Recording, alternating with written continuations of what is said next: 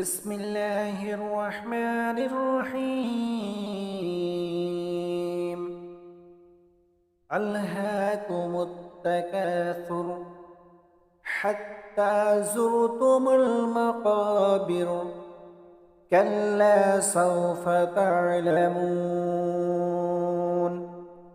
ثم كلا سوف تعلمون. كلا لو تعلمون علم اليقين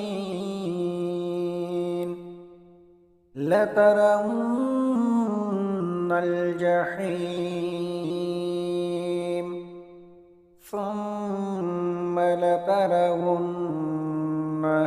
عين اليقين